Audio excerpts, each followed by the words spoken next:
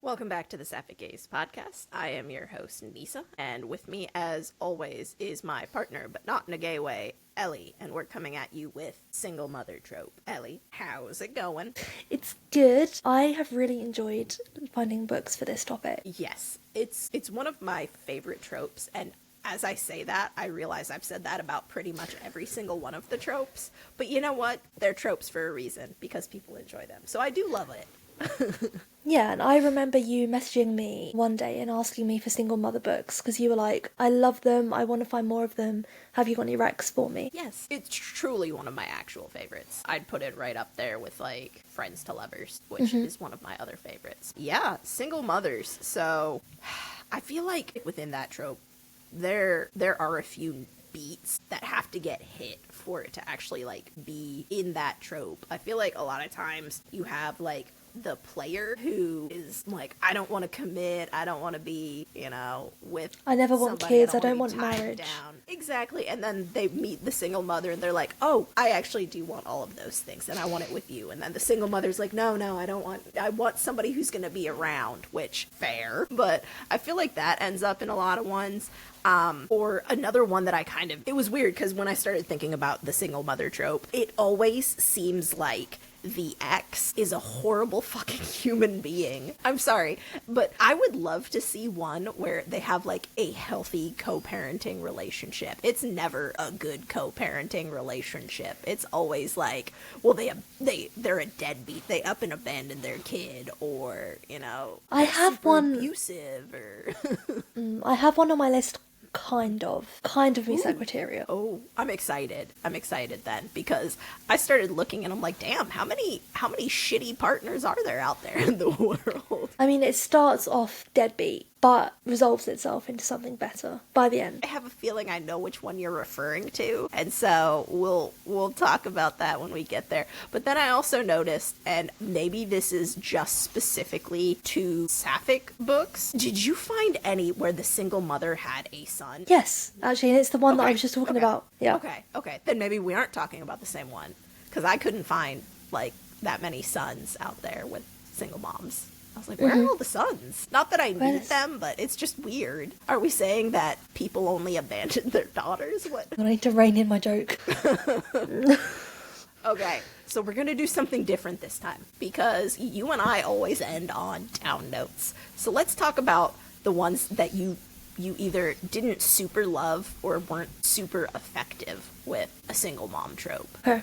And then we're going to loop back around to favorites so that maybe we don't end on a down note. So, can I go first? Because I feel like that it links perfectly to what we were just talking about. Okay. So one that did and did not work for me for different reasons was The Loudest Silence by Olivia Jane. Not read that one. It could be Janae, her surname. It's Janae. I would assume that's Olivia Jane. Okay, so I have told you about this one before. We were talking about it in one of our previous episodes. This is the book where the woman slapped her partner. You did tell me about this. I don't like that. So in that respect, it did not work. As a sapphic romance, that book did not work for me. But if we're focusing on single mums and maybe like step mums, it worked. So, putting the romance aside, we have two characters. We have Kate, who is a single mum, and she moves to Chicago. She's I want to say a cellist. And so she moves to join the like, ensemble in Chicago. And she brings her little boy called Max, who I want to say is maybe 3 or 4. And yes, you're biased, but yes. And so she moves there and she basically has a run-in with the director of the company called Vivian, and Vivian happens to be a deaf woman. And Max and Vivian's interactions are some of the sweetest I've seen in a book. So Vivian goes to great lengths to discuss her disability with Max, and Max is so open and just like excited to like learn about Vivian's world. And Vivian's family don't like the fact, because they're all musicians, don't like the fact that she's deaf, and so they refuse to sign or communicate in Vivian's language to Vivian, they insist that Vivian reads lips as opposed to sign with her. And Max, in their presence, starts to sign to Vivian and then basically gets scolded by Vivian's mother. And Max is like, I don't... ableist bullshit. I'm sorry. It is. No, it is. And Max is like, but I want to talk to Vivian in her language. I don't understand what's wrong with that. And it just like, it melted my heart. And in the end, there was a breakup between Kate and Vivian. And something that broke Vivian's heart equally as much as Kate breaking up with her was the fact that she had lost Max. And she said that to Kate. She was like, I love you and I miss you, but I really miss Max as well. And then she goes through this thing where she's trying to win Kate back. And once they eventually do go back together, Max is heartbroken that Vivian left him in the first place because he couldn't understand what happened. And then they have this really sweet moment where Vivian bends down and basically says to Max basically like recoils from her and is like, I don't want to see you. And Vivian kind of gets down on his level and is like, can I be part of your family? I'm so sorry, I'll never hurt you again. And then he just like runs into her arms. What? What's that face? I'm sorry. That already makes me angry. No, I know you shouldn't promise things to children, especially when you don't know if you can keep promises. No, the thing that's making me upset is Vivian wasn't the one that broke it off, correct? No, I believe Vivian did break it off. Okay.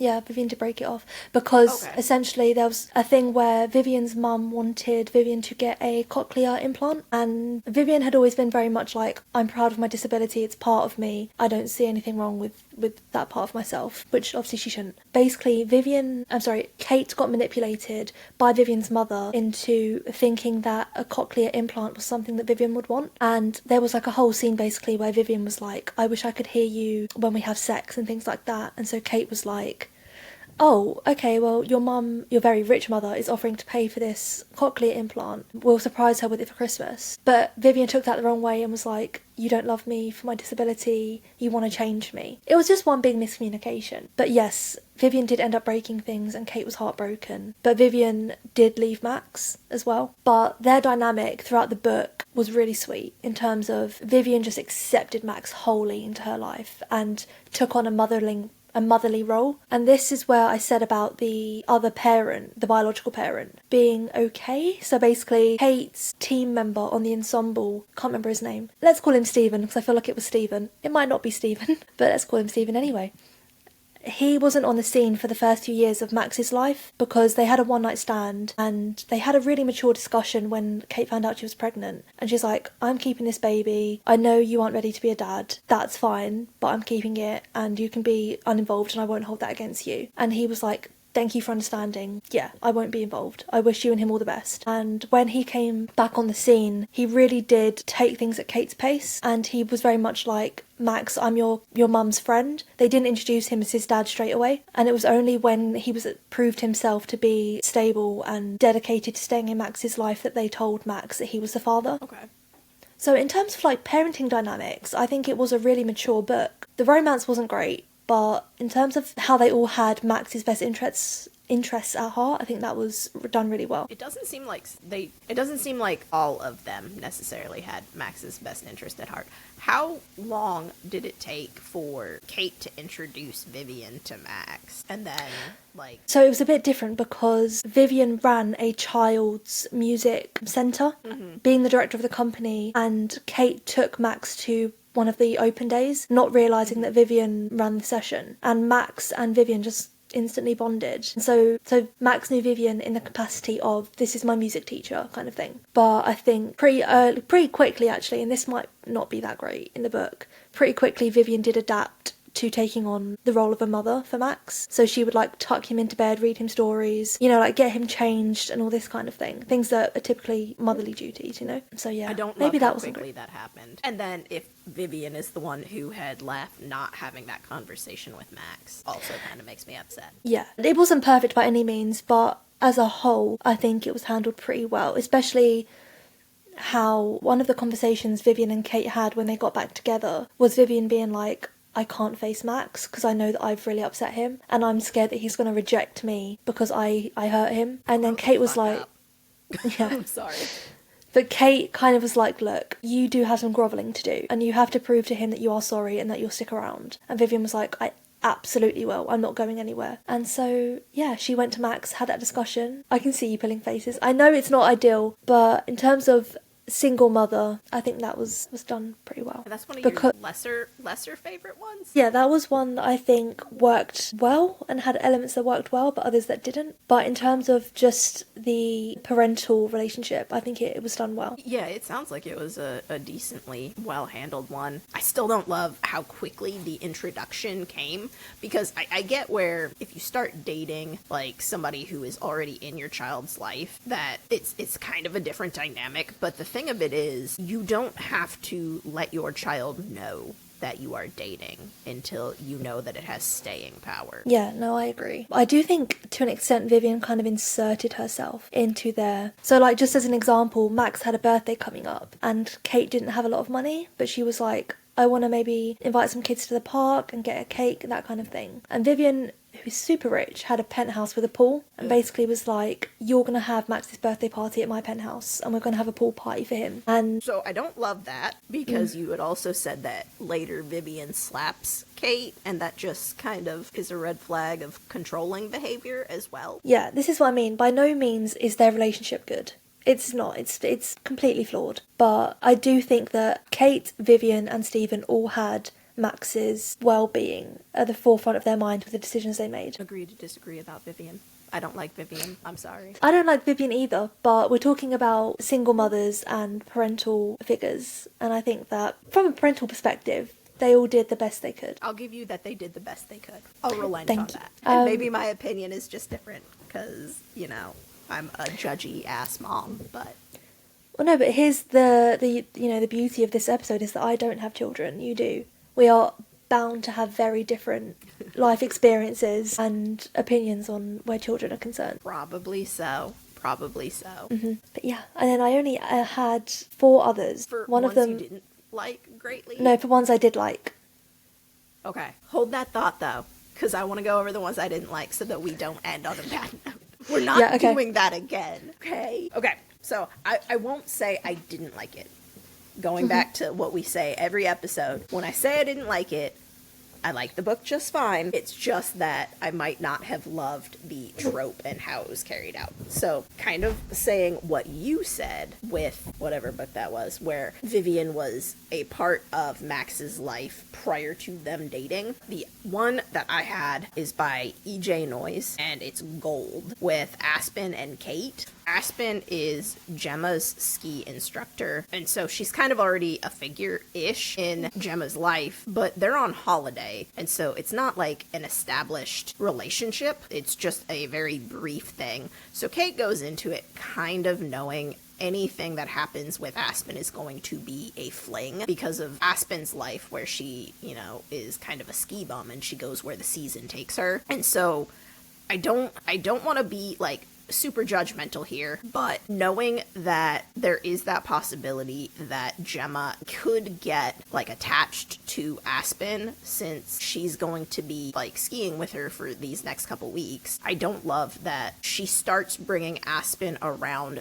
the house and making it clear that they do have like a relationship, because like you don't know anything about Aspen. You're just gonna bring this complete stranger into your child's life and into this environment, and that's how it's gonna be. If they were just having a fling, it would have made more sense for Kate to go to Aspen's place. Like, leave Gemma with the friends that you're traveling with, go out for the night, have your fling, come back, and keep it separate. And actually, that's kind of the point when Kate and Aspen break up at the end of the vacation, because Aspen's like, well, we can try and make this work. I can try and get a job near where you're at, and we can try to make it work. But Kate even kind of brings up, like, I don't think you're ready to settle down. I don't think you're ready to have a kid. And it's like, okay, well, if you didn't think those things about her, why are you bringing her around your kid in the first place? Yeah, that was not the best. That was not the best idea. Yeah, and it's one of those where it's just, if you thought this could go somewhere, it makes sense. But Kate makes it pretty clear. She's like, I've seen how you live your life. I know you're not ready. You have some maturing to do, which is so just condescending, first off. But hey, you know what? It kind of is true. She is kind of like a nomad, and that's been her deal. But it's one of those where, okay, you know it's nomadic. You know you're breaking up with her. Why are you inviting her around your kid outside of just the lessons. Because Aspen starts spending so much time at the cabin that they're staying at, and so much time with Gemma outside of the lessons. If you were just going to keep it strictly lessons and then go out on dates, but not tell Gemma, that makes sense to me. But you're like, meh, I don't think this is serious, but I'm still going to bring you around my kid. Again, I'm not ragging on single mothers because sometimes the situations dictate that you do have to bring somebody around your kid. But in the way that the book was set up, it was so unnecessary for her to bring Aspen around her kid at all outside of the lessons. Yeah, there was always an expiry date, and that expiry date was very, very soon. Exactly. I didn't love how that was executed there. And kind of along the same lines, I also had 3 Reasons to Say Yes by Jamie Clevenger. It's one of those where 2 people meet on vacation, and again, throwing in the expiration date. I will give this one credit, though, because it was Julia and Reed were the couple, and the way that it was handled is the mother didn't actually introduce it as, like, this is who I'm dating. It was like, oh, this is just a friend I've met on this holiday, because they knew there was that expiration date. Didn't they meet because Julia's kids were, like, kicking Reed's chair on the aeroplane or something? Yes, and so it's one of those where, like, she didn't even like the kids to begin with. And so I'm like, okay, I'll give you credit for that, because you know it has an expiration date. You know she doesn't love the kids, so you're not introducing them. But I was like, I don't know, what compatibility do you have with this person right off the bat? But their relationship to me was the more, like, part I didn't love. Very sex heavy, if I remember. Yeah, and again, hey, single moms, you get can it. have as much sex as you want. Yeah, exactly, get it. But it's that thing where when they try and go from just being very sex driven into the relationship, that's where it hits that snag, is because I don't think either of them went into it thinking this was going to be a serious thing, and they both wanted different things out of life, and they try to force the relationship part of it because they have such good sex. Yeah, for sure. I do remember reading that. I wasn't confident that they were going to last as a couple beyond the last chapter. No. And I'm not saying that single mothers have to date with a lasting relationship being the end goal, because they don't have to. I mean, we can date for fun if we want. But I think the way that this book handled it it's just different, because it did feel very forced in the end, where very, very clearly this was not going to be something that's going to work out. Actually, with both of these, I think maybe that's the thing that got me hung up, is these are both relationships that you very clearly got into it for the sex. You knew it was going to be temporary. You knew this person was not ready to have kids. And then you tried to force the relationship on the back end. Yeah, or they not a tried great to way. force, like, the couple tried to force the relationship on the back end, not the mothers in this case specifically. Yeah, and it's too soon to be thinking that anything real is going to come of it when you've only really had sex for a week or 2. Exactly. And so I'd say for me, that's where, like, I didn't love the usage of the single mother trope in those cases. I agree. Okay, so now that we've set ourselves up to not have a down note at the end, let's see if we can hit our favorites here. Let's do it. I'm excited about this part. And I swear to God, Okay. if we end on a down note, I'm gonna rage. Okay, let me go to my trusted list. So, shall I rattle all 4 of them off and then go into detail? Yes, because we might end up with the same, a few of them, I have a feeling. Okay, the first 2 are no surprise whatsoever. Falls from Grace by Ruby Landers and Ribbonwood by Ruby Landers. Ooh, okay. Okay. Mm-hmm. I have Ribbonwood under one of my favorites, and I had Falls from Grace as an honorable mention. She didn't make my top 4. Okay. All These Little Moments by Jay. Wait, All the Little Moments. I thought that was G. Benson. All These Little Moments by G. Benson. I have that as an honorable mention as well. Okay.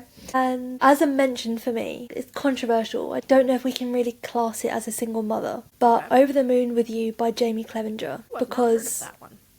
you just don't remember the name. It's one you said you wouldn't read that I told you about. Because it's all, for the 98% of the book, maybe 99%, the woman is pregnant. Okay. You have Paige and Seren, Seren, Seren. And Seren is pregnant, and I think she has, like, high cholesterol or something. And she, or, like, she has something to do with her pregnancy that's making her, like, out of whack. And she needs to get some exercise. But being a heavily pregnant woman, she can't do the typical exercises. So her doctor prescribes her a water aerobics class. And Paige Davenberg, I think her name is, Paige.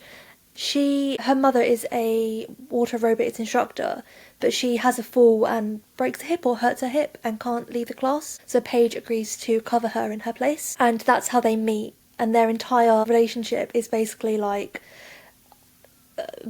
right person, awkward time, but fuck, I love you, we're gonna work this out and we're gonna find a way to be together. I don't know why I would say that I didn't want to read that. Maybe Was pregnancy there something sex? Yeah, I was about to say, I don't think you wanted to read the pregnancy sex. Yeah, potentially. And Jamie Clevenger is renowned for having sex-heavy books, so you Which probably... was something I had mentioned about 3 Reasons to Say Yes. They were a very sex-heavy couple. In- She does in- write sex scenes very well, though. I will give her that. Oh, So for sure. Maybe I'll give it a shot. It's a really sweet one because it's kind of like Paige is not reluctant to be a mother, but she's kind of just like, I never really thought about it for myself. And it was kind of like when Seren walked in to her life, she was like, God, I need to reevaluate everything I thought I wanted because I want you. And I should say Seren, I believe, had IVF or went to a sperm bank. Okay. So she's a single mother that just wants to have a child. And she was all like, I'm doing this by myself. It's just going to be me and my baby. And then an opportune meeting kind of derails that whole plan. Yeah. But it is a really sweet romance. And from what I can recall, it's not particularly angsty. I don't think there was any like major drama or third act breakups. And from what I can recall, it was just... Love that. From what I can recall, it was just a really sweet romance. Okay, I might have to give it a shot. Because, okay, I do think it was the pregnancy sex. That was probably the reason why I didn't want to read it. Because I have read some before where it felt fetishized. Thank you. Fetishized. Where it felt like they were making a fetish out of pregnant women. Exactly, there you go. Getting around the word completely. But yes, that. But from what you're saying, it doesn't sound like it is. So I might be able to get behind it. Yeah, don't get me wrong, it's heavy sex, but it's also like sweet sex. It's not like... It's not Paige only wants to sleep with her because she is pregnant. I've read a few books where they very much focus on the belly. And I'm like, please don't. Ooh. Logistically, you have to mention the belly. Don't make it the focal point because I don't want to hear about that in a sex scene. And I have seen books where they have done that. Like, it was a focal point. And I'm like, okay. That's an odd thing to focus on. Yeah, I agree. And that's why I think probably that I had said I would skip it when you first told me about it. Yeah. I mean, I like Jamie Clevenger. Don't mistake her book on like my quote-unquote ones I didn't think was effective as me not liking the book. I definitely did. Just the relationship on that other one was kind of iffy for me. I think you would really enjoy Over the Moon with You. Okay, I'll put it on my TBR. And then, yeah, obviously we had all these little moments. Yeah.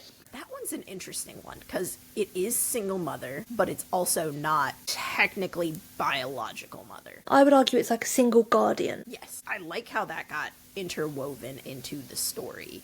So, did you want to summarize? Or I can summarize. You'll have to help me, but essentially, isn't it that Anna's brother? Sister. Anna's sister passes away in a car accident or something?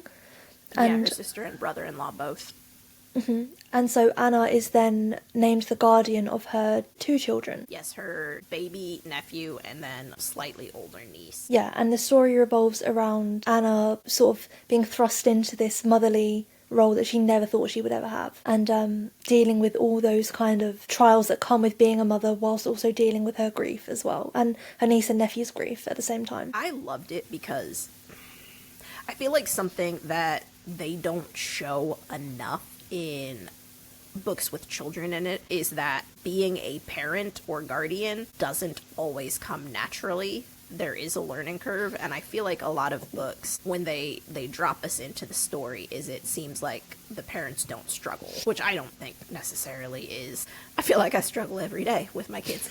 I don't feel like it's very realistic to make it seem like they're just like super parents. So I really appreciated G. Benson's portrayal of Anna really struggling to figure out this whole guardianship situation. Yeah, and I feel like that's definitely the focal point of the book. Like, yes, it is a romance, but I feel like at the forefront it is about her navigating parenthood and trying to build her relationship with her niece and nephew in a guardian role instead of as an aunt. Yeah, Because if I recall, like, her niece loved her as, like, the cool aunt, and now she's a guardian, and they have days where it seems like they don't, I hate to say they don't like each other, because, you know, you're dealing with a small child, but there are days where it seems like they don't like each other, like, legitimately do not like each other. Yeah, and it's like you said, it's refreshing to see that portrayal of the struggles as well. Yeah, and then also seeing how she has to juggle a career, the kids, trying to date, her friends, and then, like, she is moved into a new place, and just seeing her struggle with all of that really was nice to see. It's nice to see her struggle. Refreshing to see. Do you prefer that? Yes. It was refreshing to see. It made me, they're acknowledging that, hey, it's okay if you struggle. Yeah, it was relatable for sure. Do you want to, I feel like you would be best running with Ribbonwood. Oh my god. Okay, so, Ribbonwood. I have to say, I loved Ribbonwood because, like, I mean, it was enemies to lovers, as we've talked about previously. That small town vibe, again, that we've mentioned, where everybody seems to be all up in everybody else's business, and the whole town seems to be judging Lara based on rumors and not really even knowing her. But I think the thing that I loved about Ribbonwood is you have Lara, who is, like, the town outcast. Everything bad comes back to Lara. If something bad happened, it's probably her fault, you know? That's how the town treats her. And she's just a single mom trying to make it. And so she doesn't seem to have a support system because of the way that the town does that. But I loved seeing how she created a support system for herself, and created a support system not just for herself, but, like, for a lot of different women who needed that support system. Like, in very early in the book, you see her kind of take in this single mother who, the single mother was, well, she's not technically even single. Her husband just abandons her. She takes her in because the woman doesn't have money to purchase what she needs to buy. She doesn't have a car. She doesn't have support because her husband's out of town with work. She doesn't have her own job. And so you see Lara, who, you've gotten this picture that she's supposed to be a bad person. She takes her in. She introduces her to friends. She helps her start making money. They eventually, like, help her trying to get, like, a divorce from her husband and getting child support and making sure that she is taken care of. And I just love to see, like, the whole mothers supporting other mothers, even though it seems out of character, quote unquote, for the person. Yeah, I feel like it was such a good example of, like, the sisterhood.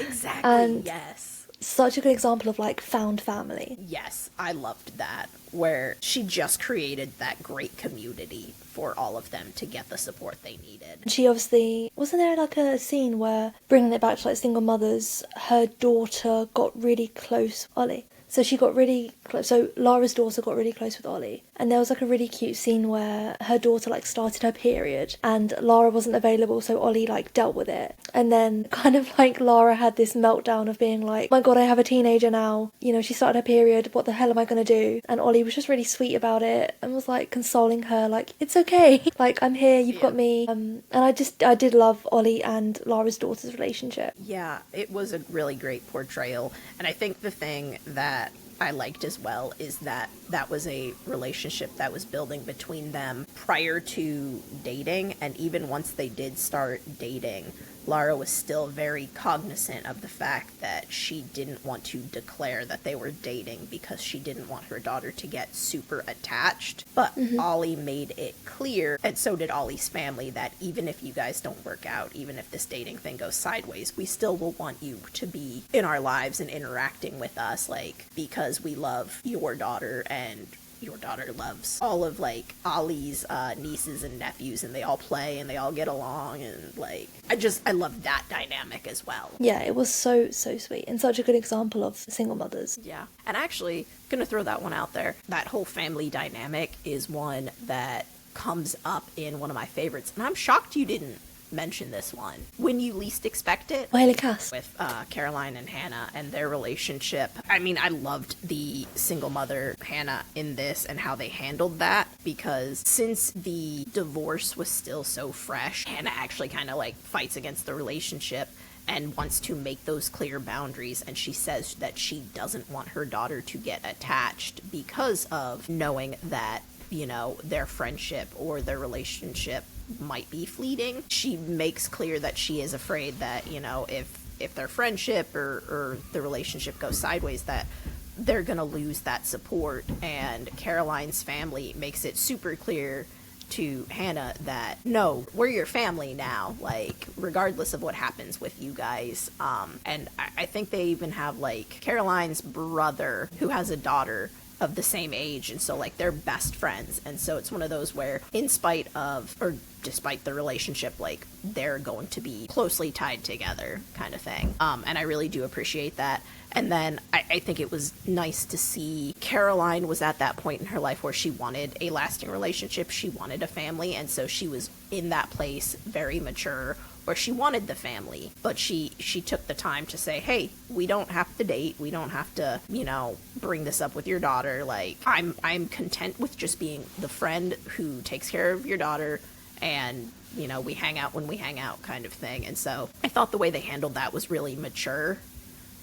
They had a really good dynamic with how they eventually, in Better Than Expected, how they kind of co-parent as well. I did appreciate the sequel, or the extension of it, where they do discuss, like, co-parenting styles and how to handle the dynamic of going from you're dating my mom to now you're very much kind of like my stepmother, and now you're trying to give me boundaries and rules, and, like, you see the kid kind of buck against it a little bit. And so I kind of enjoyed that it took it that step further to show that dynamic. I feel like Haley Cass does do, like, parental dynamics really well. Haley Cass does a lot of things well. There is a reason Haley Cass is Haley Cass. This is true.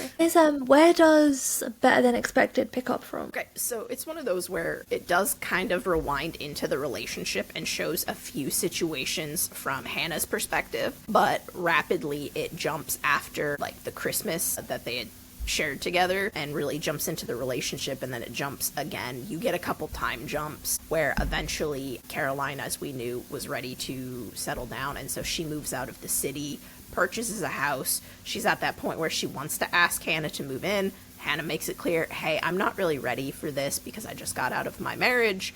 I'm still trying to be like my own person, but we'll come and visit you. So there, I love it because there is a scene where, like, I can't remember the daughter's name, but she, like, takes a cab basically out to Caroline's house because she's mad at her mom because she wants to see Caroline. And it's one of those where now that they don't live in, like, Caroline doesn't live in the city, she's trying to see Caroline on her own. And so there's a lot of that, but it jumps a couple times where then they start living together, and they're getting closer and closer to that point where Caroline is going to propose. And so now Caroline can't just be the daughter's friend. She does have to act as disciplinarian every now and again. And so they have a scene where the daughter does kind of break the rules, and it's up to Caroline to try and force it. And it's, like, the first time that Hannah's daughter tells Caroline she hates her and, like, storms off. And so you get to see how distraught Caroline is. And but Hannah's they make like, up. Hannah's like, babe, this is parenting. Like, you're not always gonna make popular decisions. Can't wait for all of that. Yeah. Hey, the first time your kid tells you that they hate you is devastating. Do you still remember it? Oh yeah, even though you know they don't understand the implications of it, to hear your kid hit you with the I hate you, you're like, fuck, you don't hate me, don't say that, you're just upset. I'm telling you, you can't have more ice cream after you had some. We have to eat dinner before we have ice cream. How long did it take your kid to apologise after the I hate you? Not terribly long. Whenever that kind of happens, assuming that, like, Heather is around, like, Heather will approach the kid and be like, okay, well, let's talk through it. Like, what are your feelings and what are you know, what's going on? And then she'll say, you know, it's not really nice to say that we hate people. And so the kids will come back and say sorry pretty quick. If Heather's not around, though, I usually give my kids time to cool off so that I can approach them and be like, okay, what are your feelings, and do the whole thing. And then I'll be like, well, you hurt my feelings by telling me that you hated me. And so usually they're like, I'm sorry, I didn't mean to hurt your feelings. And then you hug it out. Exactly. Or sometimes they'll even come back unprompted once they calm down and they're ready to talk, and, like, they'll be like, I'm sorry about earlier. I'm like, what about earlier? When I said I hate you? But you can't even be mad at him. He's such a charmer. Dude, okay, I gotta tell you something. This kid, so yesterday, we were trying to separate him and his sister because they were fighting. And so Heather's like, okay, you sit on this side of the couch, you sit on this side of the couch. And he goes, yay, I wanted to sit on this side of the couch because I get to sit next to a beautiful woman. I'm like, what? And so she's like, oh, that's so sweet. And he goes, yeah, this is the seat that's next to the most beautiful woman in the world. And I'm like, come on, man. What, he said that to Heather? Yes. I was like, Buttering her up. I know. And then later, when I had annoyed him, he went and gave her a kiss on the cheek and then promptly told me, Issa, I kissed your wife. All right, you little butthole. My God, he's like a little devious schemer. I love it. You only have yourself to blame. I can't even say that he didn't get the whole most beautiful woman in the world thing from me, because he used to ask me if I thought Heather was pretty, and I'd say, of course, I think she's the most beautiful woman in the whole wide world. And so now he says it about her too. So I'm like, I can't even be mad. That's my own fault. Back to the books, though. I have 2 other ones, but there's only one that I really, really, really feel super strongly about. Okay. So I have mentions of Delilah Green Doesn't Care by Ashley Herring Blake, because again, I appreciated how they portrayed Claire and the co-parenting that was kind of trying to come back around with her ex moving back, and then like Claire not letting her daughter know that they were dating because she knew that, I mean, she dated somebody who was a flight risk, and so she knows a flight risk when she sees one, and so she kind of kept as much as she could Delilah and her daughter separated and didn't let her daughter get as attached, even though there was some attachment. So I did kind of mention that one as well. But the one I really like, and maybe it's a recency bias, Backwards to Oregon by Jay, which, you know, I just read the whole series, everything. All of the novellas, all of the short stories, everything. And you're obsessed. You love it. I am obsessed. But great depiction of a single mother. Like, so for those not familiar with the book, because I feel like it's one of Jay's, it doesn't seem like it gets as many mentions. It doesn't seem like it's this popular. I think that's probably because it's marketed as a Western. No, oh my God, what's the word? What's someone that doesn't use pronouns called? Non-binary. Yeah, I think it's probably because it's marketed as like a non-binary character, and some people just have some kind of, you know, prejudgmental prejudices that's like, I don't want to read about someone that's non-binary. True. I guess. Yeah, that might be why.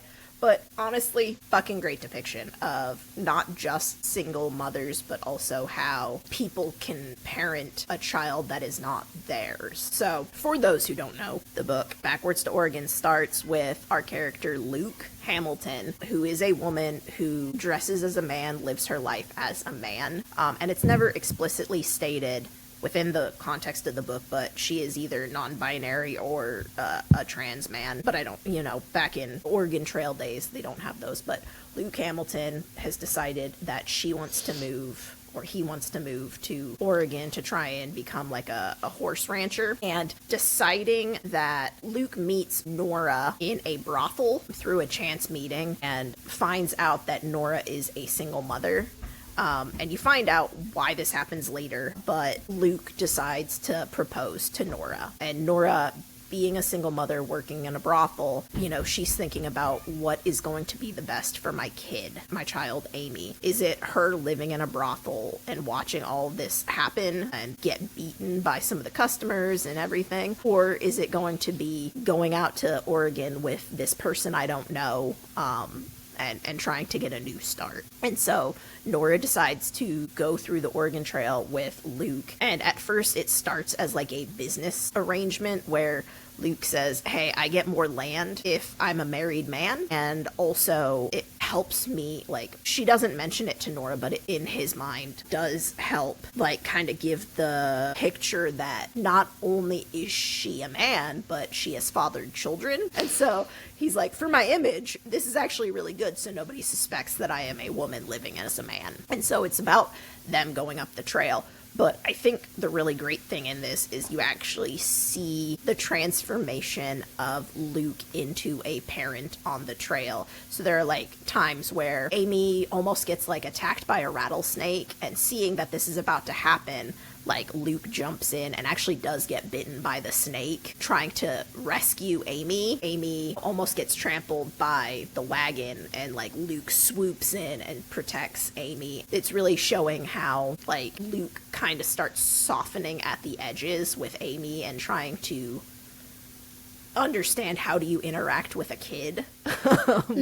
And so Luke becomes, they joke about it in later books, a mother hen with the children. And later you find out that Nora was already with child before she hit the trail. So now Luke doesn't just have one kid to worry about. Now Luke has two kids, like, to think about. And so Luke goes like full dad mode, and every time that he sees that Nora is trying to like pick up this heavy pot, he like swoops in like, nope, you're the pregnant woman. I will carry the heavy things. You need to sit down and take care of the baby. And it's just really kind of cool to see Luke progress into that headspace, because for most of Luke's life, he's been very separate from people so that nobody found out his secret. And now he's being forced into these situations where he has to start interacting with people. And so you could almost say Ice King, ? Call back to episode 1. Whoa.